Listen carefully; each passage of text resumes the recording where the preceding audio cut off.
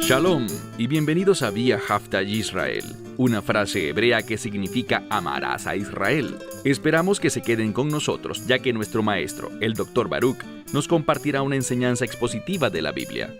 El Dr. Baruch es profesor titular del Instituto Zera Abraham, con sede en Israel. Aunque todos los cursos en el instituto se imparten en hebreo, el Dr. Baruch se complace en compartir esta enseñanza en inglés con doblaje al español. Para más información, visítenos en amarasaisrael.org o descargue nuestra aplicación móvil Mi Estudio Bíblico. Aquí está Baruch y la lección de hoy. As believers in Messiah Yeshua, Como creyentes en el Mesías Yeshua, somos llamados discípulos. Otra palabra para entender ese término discípulo es simplemente estudiante. Significa alguien que aprende. Y necesitamos entrenarnos sobre cómo estudiar la palabra de Dios para leerla de manera más efectiva. Por lo tanto, cuando tomamos un pasaje de las Escrituras y lo leemos, hay cosas a las que deberíamos estar atentos, cosas del ámbito literario que la palabra de Dios utiliza para comunicarnos una revelación espiritual, las verdades de Dios. Uno de nuestros objetivos como ministerio es ayudarles a aprender cómo entender correctamente la palabra de Dios y las pistas que la palabra de Dios claramente nos ofrece para comprenderla correctamente. Toma tu Biblia y ve conmigo al libro de Salmos, en el Salmo número 2. Comenzamos nuestro estudio de los Salmos la semana pasada y les mencioné que una característica importante de la poesía hebrea, y los Salmos son, en efecto, poesía hebrea, una característica importante es el paralelismo. Les adelanté que en este segundo Salmo veríamos muchos ejemplos de lo que quiero decir con paralelismo. Es cuando reconocemos esta característica, cuando entendemos cómo usarla, que la lectura de la palabra de Dios será mucho más efectiva. Seremos capaces de extraer más significado de nuestro estudio, de nuestra interacción con el texto. Lean conmigo, por favor, el Salmo número 2, y vamos a ver que este es un salmo mesiánico, lo que significa simplemente que este salmo revela una gran cantidad de verdad acerca del Mesías. Una situación que veremos de inmediato es que el mundo estará en contra del Mesías. Él habla sobre su primera venida, pero también hay un énfasis en el Mesías siendo establecido como rey sobre este mundo. Y lo que habrá será, presta atención, lo que habrá será una fuerte resistencia a su reinado, de la misma manera que hubo mucha resistencia cuando vino por primera vez como ese humilde hombre, aquel que vino montado sobre un asno, un siervo sufriente, uno que bendijo a la gente, ministró a la gente, amó a la gente, pero que, sin embargo, fue rechazado. Y eso no debería sorprendernos porque aquellos que pertenecen al mundo siempre rechazarán la verdad espiritual, porque la verdad espiritual está relacionada con el reino. Ellos están conectados a este mundo, pero los verdaderos discípulos estamos conectados con el reino. Este salmo destruye la idea de que la congregación de los redimidos, es decir, la iglesia, tendrá éxito en establecer la justicia, la rectitud y la paz en el mundo. Aquellos que enseñan que antes de que el Mesías regrese, la iglesia triunfará en llevar al mundo a la fe, están enseñando una falsa doctrina. No. Cuando el Mesías regrese, el mundo estará fuertemente en su contra, totalmente hostil a su verdad, a su presencia y a sus propósitos. Comencemos con el Salmo número 2, desde el versículo 1. es muy fácil de detectar el paralelismo. Verso 1. ¿Por qué se amotinan o se enfurecen los gentiles? Bien, tenemos que prestar atención al orden de las palabras. Vemos una frase y no intentaré leerles mucho en hebreo, pero noten que dice Lama Rakshu Goyim. La palabra Rakshu está en pasado y toda la frase es una pregunta. De hecho, la palabra Lama significa ¿por qué? La mayoría de las traducciones colocan a continuación de Lama se amotinan. Es un término de emoción y ciertamente aquí tenemos una palabra que habla de alguien que se deja llevar extremadamente por sus emociones. Esto tiene que ver con algo que llega al corazón del asunto, un asunto que es muy sensible. Y las naciones no quieren el tema del cual se trata este salmo. Este salmo habla sobre el Mesías siendo ungido como rey en este mundo. Si el Mesías fuera solo rey en los cielos y hubiera una separación, entonces la gente no se preocuparía por eso. Piensen en la pregunta que hizo Poncio Pilato. ¿Es tu reino de este mundo? Si el Mesías hubiese dicho, no, es un reino que no tiene nada que ver con este mundo. Voy a llevarme a mi gente de este mundo y simplemente los dejaré a ustedes en paz. A Pilato no le importaría. Pero es un reino que produce un gran cambio en este mundo. Es un reino que transforma al mundo, y lo veremos. Por lo tanto, los gentiles, y una de las formas como podemos interpretar este término, es como aquellas personas que no tienen su esperanza en un pacto, que no tienen una relación de pacto con Dios. Entonces, los gentiles se amotinarán. Dice, ¿por qué se amotinan los gentiles? Y la siguiente palabra es la palabra leum, pero está en plural, leumim, que significa naciones. A veces la palabra goyim puede significar naciones, y es paralela, es decir, aquí vemos una relación entre gentiles y naciones. Algunas traducciones dirán naciones y pueblos, lo cual también funciona. Lo importante es notar la estrecha relación que hay. Es un sinónimo. Tenemos el término leum y el término goy, que significan más o menos lo mismo. Son sinónimos. Pero noten lo que dice acerca de las naciones o los pueblos. Ellos, y la siguiente palabra, ligú, es una palabra que habla de una profunda meditación, lo que significa que este es un asunto delicado. Ya lo vimos. Y por lo tanto, le están dando una gran reflexión. Lo están considerando, están meditando en ello. Pero la última palabra es rik, que significa vacío, vano o inútil. Esta oposición, y esto es lo que hace la Escritura, presagia la oposición contra el Mesías Yeshua, es decir, Jesucristo. Entonces, ¿por qué se amotinan los gentiles o las naciones? ¿Y por qué los pueblos? ¿Por qué meditan? Y sus meditaciones son rik, son vacías. Es decir, que todos estos sentimientos, todos estos pensamientos llegarán a nada. Pasemos ahora al verso 2. Yityatzvu malhei eretz, que significa y tomarán posición. Ellos tomarán una posición. ¿Quién es el sujeto? Sigamos leyendo. Malhei eretz, los reyes de la tierra. Ellos tomarán posición. Y luego tenemos otro paralelismo donde dice Vei Rosnim. ¿Qué significa Rosnim? Significa los nobles. Vemos este paralelismo entre los reyes de la tierra y los nobles. Bien, los reyes de la tierra tomarán posición. Y, por lo tanto, los nobles, ¿qué harán? Dice, y ellos, la mayoría de las Biblias dirán, tomaron consejo unidos. Pero la palabra para tomar consejo tiene como raíz la palabra yasod, que significa echar un fundamento. Así que ellos tomaron posición, establecieron un fundamento en contra. ¿Por qué digo en contra? Toda esta acción, regresemos al inicio. Cuando te fijas en los sujetos, encontrarás que están enfurecidos, que están meditando, pero su meditación no tendrá propósito.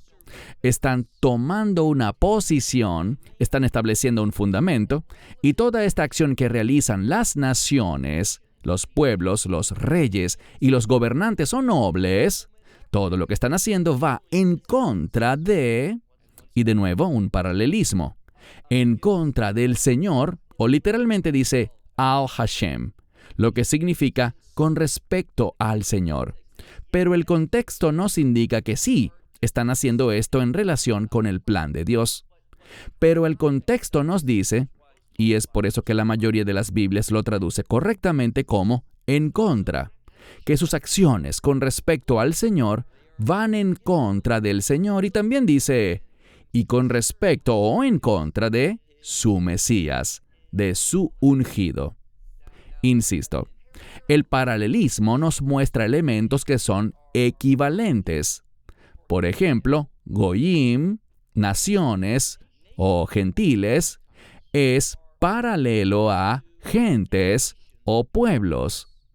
También vemos que ese amotinarse está relacionado en paralelo con meditar en algo. Luego, reyes de la tierra es paralelo a nobles. Y tomar una posición es paralelo a establecer un fundamento unidos o trabajar juntos para oponerse a algo. Y lo más importante aquí es que al final del versículo 2 tenemos la frase al Hashem ve'al Mishijo. ¿Qué significa esto? Hay un paralelismo entre el Señor, Yud-Hei Vav-Hei, y su Mesías. De la misma manera en que vemos igualdad entre naciones y pueblos, o entre reyes de la tierra y nobles, vemos el paralelismo de igualdad entre el Señor y su ungido, su Mesías. Este hecho, cuando observamos los indicadores del texto, nos presenta una relación, una igualdad, una unidad, una semejanza entre el Señor y su Mesías. Pasemos ahora al versículo 3. Aquí veremos que los reyes de la tierra, de quienes hablamos en el versículo anterior, y también estos nobles, noten que están hablando y ¿qué están diciendo? Verso 3. Rompamos sus ataduras y arrojemos, lancemos lejos de nosotros sus cuerdas. Está hablando de aquellos que están bajo la autoridad de estos líderes. ¿Y qué van a hacer? Bueno, vemos una similitud, ¿no es así? Otro paralelismo cuando habla de ataduras y cuerdas. Son cosas que atan a las personas. Lo que encontramos aquí es que estos líderes, lo que el texto está insinuando, es que ellos van a soltar, van a liberar a aquellos que están bajo su autoridad. Y van a actuar, se comportarán en contra del propósito de Dios. Todo lo que esto hace es mostrarnos un conflicto futuro contra el propósito de Dios, el propósito del Señor con su ungido. ¿Y hacia dónde conduce este salmo? Hacia su establecimiento como rey de este mundo, cuando tome su trono y su reino empiece a entrar en vigor. Él es el Rey de Reyes y siempre lo ha sido, pero veremos una gran diferencia en cuanto a cómo será este mundo en el futuro. Hoy en día es un mundo de tinieblas, es un mundo contaminado por el pecado. Cuando evaluamos a los jueces y gobiernos, vemos gran injusticia, corrupción, guerras y sufrimiento. Vemos que este mundo está bajo maldición. Pero cuando el Mesías comience a gobernar, cuando tome su trono como rey sobre toda la tierra, ocurrirá un notable cambio. Aprendimos en nuestro estudio de Isaías en el capítulo 9 que Él establecerá un reino eterno con justicia y rectitud para todos, un reino sobre el cual Él gobernará. Su gobierno estará sobre sus hombros, pero estos líderes se oponen reciamente a eso. Toman consejo, conspiran y desatan todos sus recursos para levantarse contra el propósito de Dios. Esto nos dice que el mundo no será llevado a la obediencia a la voluntad de Dios por el supuesto éxito de la congregación de los redimidos o la iglesia. Miren ahora el versículo 4. Dice así: Yoshev Beshemaim Yishkak, que significa el que se sienta en los cielos.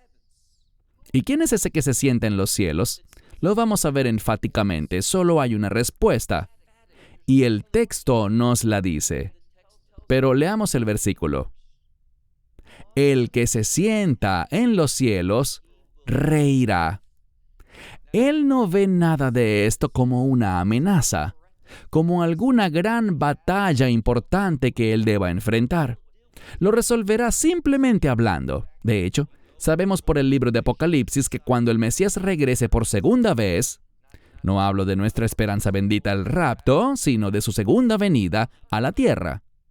Él hablará y habla de la espada de su boca. Él simplemente hablará y los enemigos serán derrotados. Es algo fácil para él. Por esto sabemos que el que se sienta en los cielos reirá. ¿Y qué es paralelo en este versículo 4 con Yoshev Beshemaim? Solo hay una respuesta. Lo que es paralelo es Adonai. Esa es la palabra que tenemos aquí hablando acerca del Señor. ¿Y qué es paralelo con la frase Yishhak, que significa reirá?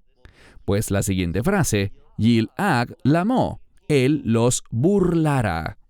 Eso es lo que significa esta palabra.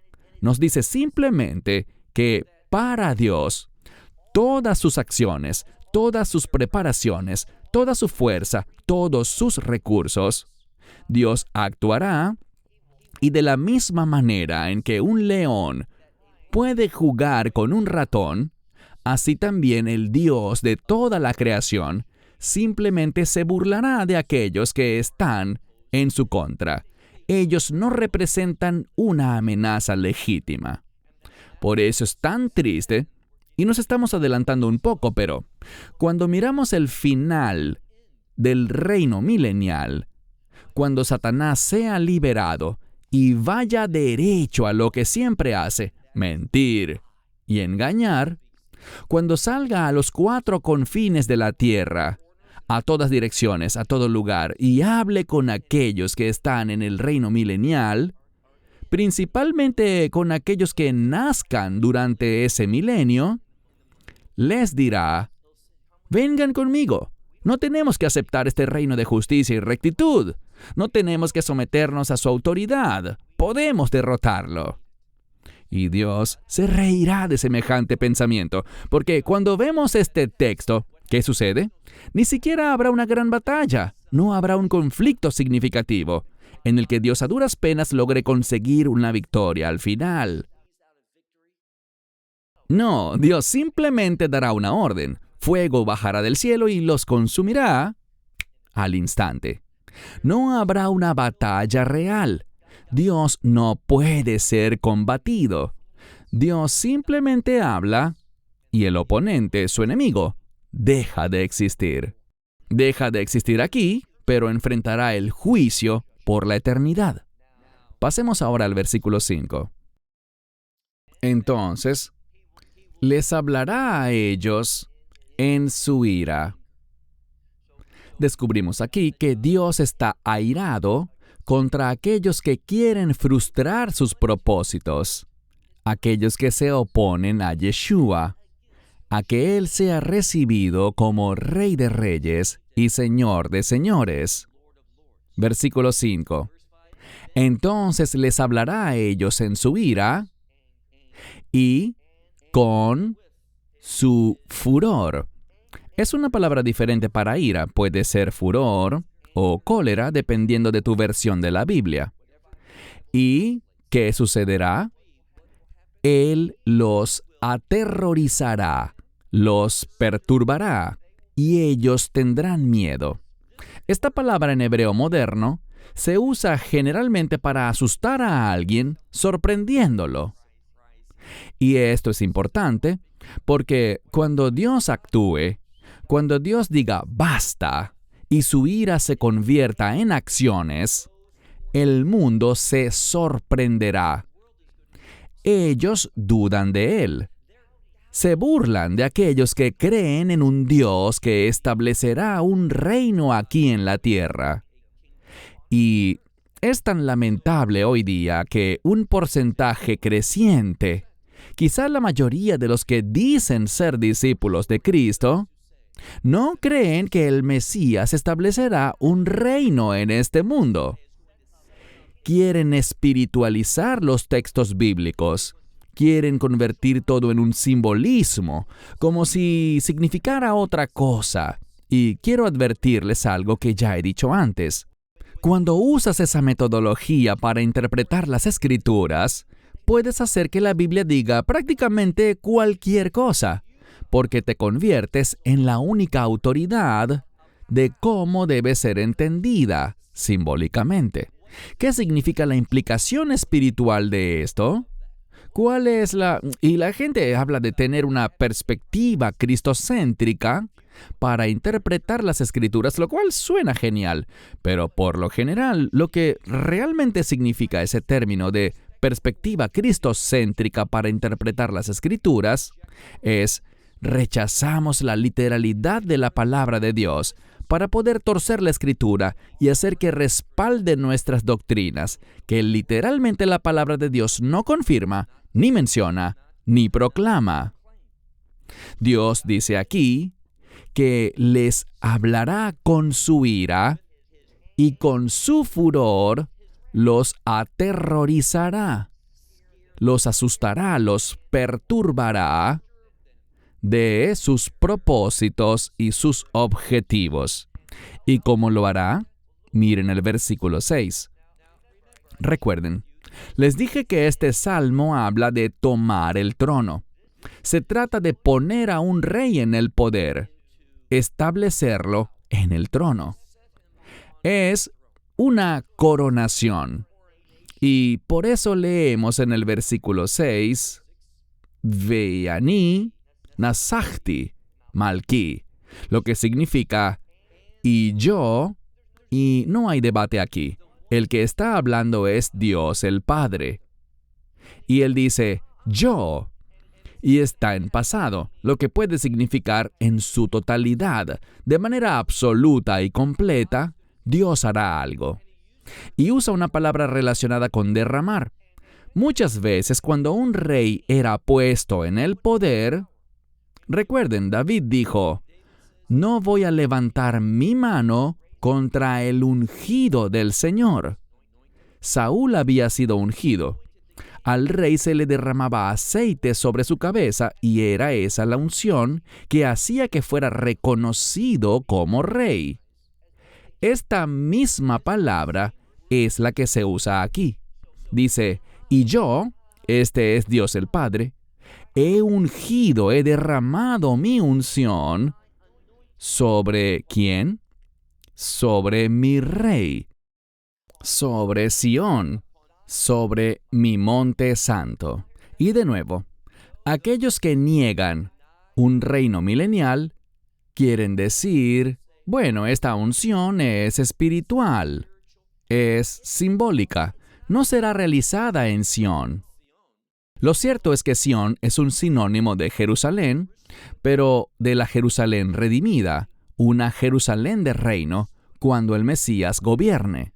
Así que Jerusalén se llama así hoy en día, pero cuando la redención haya sido establecida en su plenitud y el Mesías sea ungido como rey, Jerusalén será conocida como Sión. Sión tiene que ver con marcar algo para la excelencia de Dios. Y el problema es que muchos quieren decir, oh, Sión es el cielo. no tiene nada que ver con la tierra ni con la ciudad literal de Jerusalén. Pero aquí dice, mi monte santo. Ese es el monte del templo. Pero de nuevo la gente quiere negarlo y decir, no, este es el cielo, simbólicamente.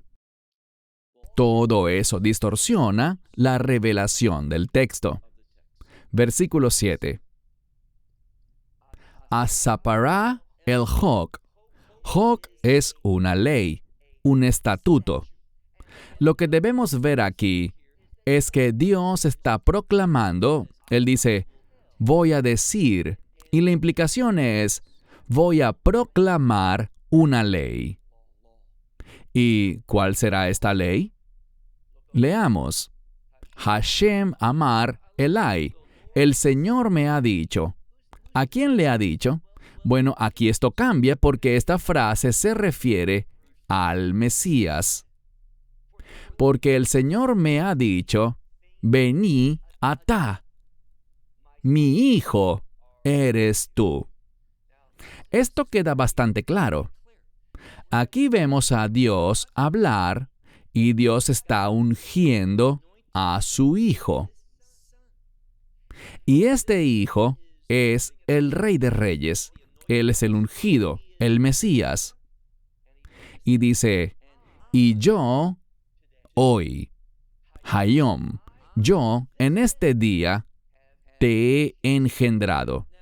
Esta palabra engendrado es una palabra en la forma yalad, que significa dar a luz.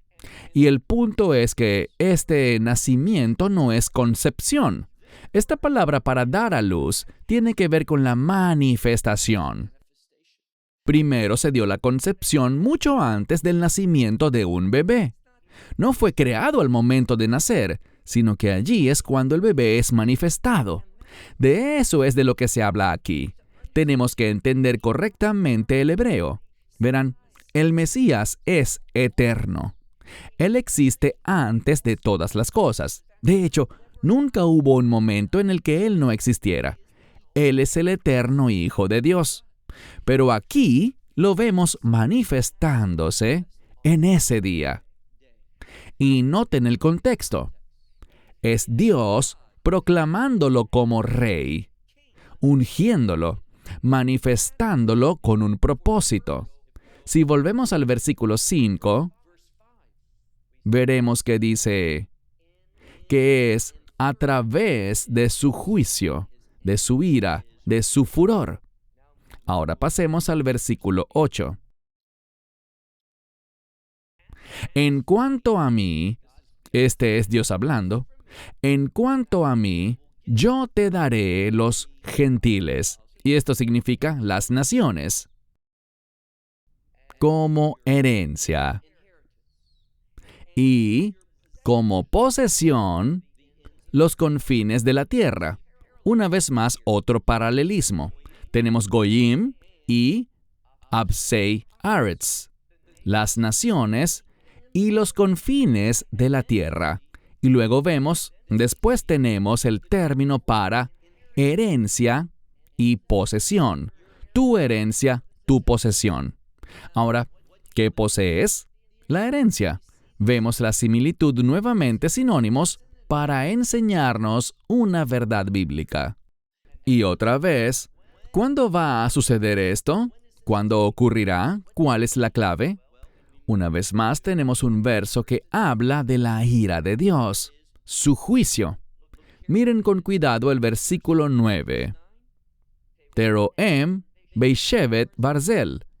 Esta expresión, Teroem, Dios hablando al Mesías, la mayoría de las Biblias la traducen como los quebrantarás con vara de hierro o con cetro de hierro. Pero aquí está el problema. Cuando haces un buen estudio de esa palabra, es la misma raíz de donde obtenemos la palabra maldad. ¿Qué es la maldad? La maldad es todo lo que no es la voluntad de Dios. Tomen nota de eso. Cada vez que encontramos la palabra ra, y aquí está en forma verbal, por lo que no es un sustantivo, sino que habla de hacer el mal. ¿Qué significa? No podemos considerarlo según el concepto de maldad en español. Es decir, Dios dice, te bendeciré o te maldeciré. Bendición, tov, es bueno. Maldición, ra, es malo. Es algo que Dios no desea. Lo que Dios desea es que nadie perezca, sino que todos reciban vida eterna. Esa es su voluntad. Pero eso no significa que todo el mundo se arrepentirá y recibirá vida eterna. Dios no desea castigar a nadie. Esa no es su intención. Dios no crea a una persona y le dice, te he creado, pero no tienes esperanza. No permitiré que te arrepientas. No permitiré que llegues a la fe. No permitiré que respondas al Evangelio, porque te creé únicamente, solamente con el propósito de juzgarte. Algunas personas interpretan erróneamente lo que dice el libro de Romanos, pero en el libro de Romanos lo que debemos ver es cómo uno se convierte en un vaso de la ira de Dios para manifestar su gloria. No malinterpreten algo fuera de su contexto. Así que, cuando estudiamos aquí, dice que Él va a disciplinar, ese es el contexto. ¿Por qué lo digo? Porque si miran aquí, dice, y tú, básicamente, harás el mal a ellos con vara de hierro, como un vaso de alfarero, un vaso de creación, su creador los tinaxdem. ¿Qué significa? Es una palabra para una explosión. Algunas Biblias pueden decir, los harás pedazos. Significa explotar, hacerlos explotar, hacer que dejen de existir. Y Dios no se deleita en eso. No es algo que Él llame bueno. ¿Es lo correcto? Claro que lo es. Es correcto que Él castigue a los pecadores. Es correcto que sean condenados eternamente. Pero Dios no se deleita en eso, y esa no es su voluntad desde el principio. Él no predestinó a nadie para condenación. Él sabe quién será condenado. Él conoció nuestros pensamientos antes de que fuésemos creados. Pero Dios no predeterminó eso. Él está diciendo aquí que el juicio que está pasando no es algo en lo que Él encuentre placer, pero es lo correcto. Versículo 10.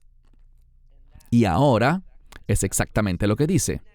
Y ahora, reyes, sean sabios, y sean disciplinados, jueces de la tierra. ¿No estarían de acuerdo en que los jueces de la tierra, Shoftei, Aretz y Melachim, son paralelos en el texto? De la misma manera que dice, sean sabios, y se podría decir, sean disciplinados, es una palabra para ser instruidos. Tiene que ver con ser advertido. Entonces dice, ahora es el tiempo. No se rebelen, no tramen, no conspiren, no usen sus recursos contra mí. Él dice, ahora, oh reyes, sean sabios y sean instruidos. Acepten la disciplina, oh jueces de la tierra. Y si uno hace eso, ¿cuál puede ser el resultado? Versículo 11. Ibdu et Hashem be'yir ah, lo que significa adoren o sirvan al Señor con temor. Una persona sabia que ha aceptado la instrucción de Dios, adorará al Señor con temor y se regocijará con temblor. Noten que vemos temor y temblor en paralelo uno con otro, de la misma manera que encontramos adorar y regocijarse. ¿Qué aprendemos de esto? Aprendemos que cuando lo adoramos, lo que la Escritura nos revela es que el resultado de eso es el gozo. Cuando comenzamos a adorar a Dios y a servirle, seremos llenos de gozo de antemano. Por eso, el paralelismo es tan importante y nos ayuda a extraer correctamente del texto lo que Dios nos quiere enseñar. Y a continuación, uno de los versículos más controversiales en todos los salmos, y es el versículo 12. Nashku bar. ¿Qué significa eso? Bueno, la palabra nashika significa besar.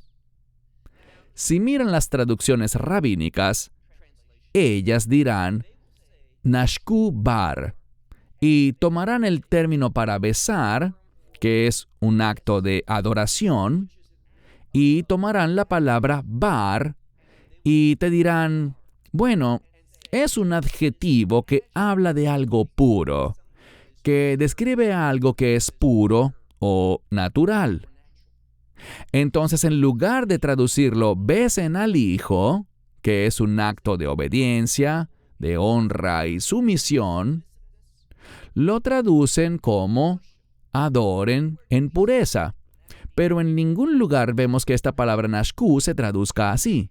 Dice besen al Hijo, y en algunas ocasiones dirán que bar es arameo, y es cierto, es un término que se introdujo en el idioma arameo, pero también tiene un significado hebreo. Quizá hayas oído hablar del bar mitzvah, que significa hijo del pacto. Así que lo que este verso literalmente dice es, besen al Hijo. Y luego, no sea que se enoje. Cuando estudiamos esto, si decimos simplemente, adoren en pureza, no sea que se enoje, y ustedes perezcan en su camino, está mal porque realmente la atención literal está puesta en este hijo. ¿Quién es este bar? Es el Mesías. Así que Él nos está diciendo que si no queremos recibir juicio e ira, si no queremos recibir lo que Dios no quiere que recibamos y que seamos aniquilados, destrozados en pedazos, debemos rendirle homenaje, besar al Hijo, para que no se enoje y ustedes, todos ustedes, perezcan. ¿Cómo? En el camino. Porque se encenderá apenas un poco su ira. Es decir, si uno se arrepiente, si uno se vuelve, entonces este juicio pasará rápidamente para tales individuos, porque ellos tendrán la eternidad. Yo diría que este salmo tiene grandes implicaciones para el pueblo judío en los últimos días, porque a pesar de que van a estar en este mundo, en lo que se llama la angustia de Jacob, la tribulación de Jacob, en hebreo, Etzera Gile Yaakov, un tiempo de angustia para Jacob. Ese tiempo de angustia será breve, solo durará un momento, porque al final, Dios traerá salvación para ese remanente en los últimos días.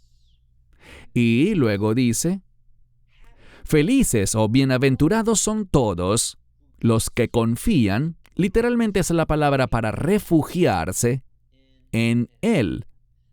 Esto es lo interesante. ¿Recuerdan cuando hablamos de lo importante que es la gramática? Si miramos solo el versículo 12, si decimos, adoren en pureza, no sea que Dios se enoje y ustedes perezcan en el camino porque su ira arde solo por un momento, bienaventurados todos los que hallan refugio en Él. ¿Quién es Él aquí? El problema nace si decimos simplemente adoren en pureza. No, aquel en quien tomamos refugio es el Mesías.